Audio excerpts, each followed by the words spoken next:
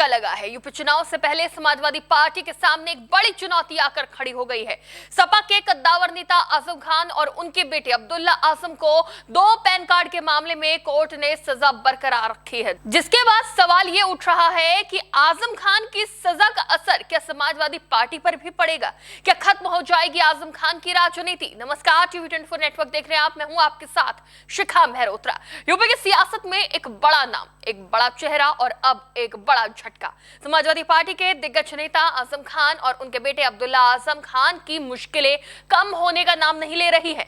Rampur session court ने 20 अप्रैल 2026 को अहम फैसला सुनाते हुए उनकी अपील खारिज कर दी है। यह अपील 2 पैन कार्ड मामले में मिली सजा के खिलाफ दायर की गई थी। दरअसल ये मामला साल 2019 का है, जब आजम खान और उनके बेटे पर 2 अलग-अलग पैन कार्ड बनवाने का आरोप लगा था।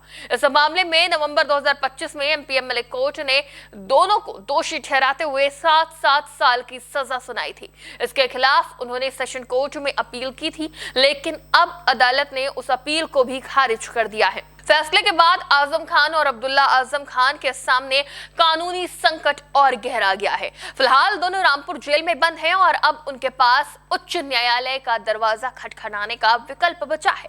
इस पूरे घटनाक्रम के बीच सबसे बड़ा सवाल यही उठ रहा है, क्या आजम खान की राजनीति खत्म हो जाएगी और क्या इसका असर समाजवादी पार्टी पर भी पड़ेगा? 2027 में यूपी के विधानसभा चुनाव है। ऐसे में सपा के कद्दावर नेता ही जब उनसे दूर रहेंगे तो फर्क पड़ना लाजमी है। आजम खान लंबे समय से रामपुर और पश्चिमी यूपी की राजनीति में एक मजबूत स्तंभ रहे हैं। उनका प्रभाव सिर्फ एक सीट तक सीमित नहीं रहा, बल्कि वो पार्टी के मुस्लिम चेहरे के रूप में भी जाने जाते हैं। ऐसे में उनकी गैर मौजूदगी सपा के लिए निश्चित रूप से एक खालीपन पैदा कर सकती है। हालांकि ये कहना जल्दबाजी होगा कि उनकी राजनीति पूरी तरह खत्म हो जाएगी।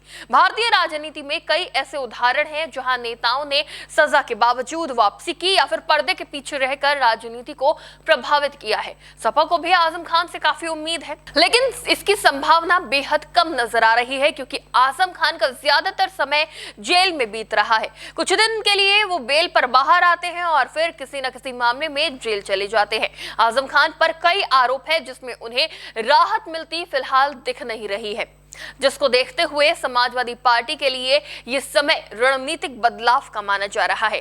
पार्टी को नए नेतृत्व को आगे बढ़ाने और अपने जनाधार को बनाए रखने की चुनौती का सामना करना पड़ रहा है, खासतौर पर रामपुर जैसे क्षेत्र में जहां आजम खान की पकड़ मजबूत रही है। हालांकि सपा ने इस खालीपन को भरने के लिए कई मुस्लिम चेहरों को बड़ी जिम्मेदारी दी। मुहिबुल्लाह नदवी को रामपुर से अपना प्रत्याशी तक बनाया, पर बात नहीं बनी। जो पकड़ आजम खान की थी रामपुर में, खास तौर पर उत्तर प्रदेश के मुस्लिम मतदाताओं के बीच वो पकड़ बनाना किसी और नेता के लिए फिलहाल थोड़ा मुश्किल नजर आता है, क्योंकि एक लंबे समय तक आजम खान की तूती बोलती थी। दूसरी ओर भाजपा सरकार की सख्त कार्रवाई को लेकर भी राजनीतिक बहस तेज हो गई है। विपक्ष इसे राजनीतिक दबाव के रूप में देखता है, जबकि सत्ता पक्ष से कानून का पालन बताता है।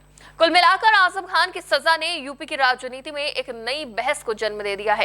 हालांकि सपा आजम खान पर हुई कार्रवाई को कई बार चुनाव में भुनाने का भी प्रयास कर चुकी है। बकरी चोरी जैसे कई मामलों को लेकर अखिलेश यादव सरकार को कई बार घेरते नजर आए। संभव है अखिलेश यादव 2027 के चुनाव में भी मुस्लिम मतदाताओं को साधने के लिए कोई रणनीति बनाएंगे, जिसमें वो आजम खान पर हुए अत्याचार, उनके ऊपर कानूनी कार्रवाई को लेकर भाजपा सरकार को घेरते नजर आ सकते हैं। लेकिन देखना यह दिलचस्प होगा कि सरकार जिस तरह माफिया राज अपराध को खत्म करने का दावा करती आई है, सख्त कानून व्यवस्था की मिसाल पेश कर रही है, आजम पर कानूनी कार्रवाई को वो ज्यादा अच्छे से जनता के बीच रख पाती है या फिर समाजवादी पार्टी।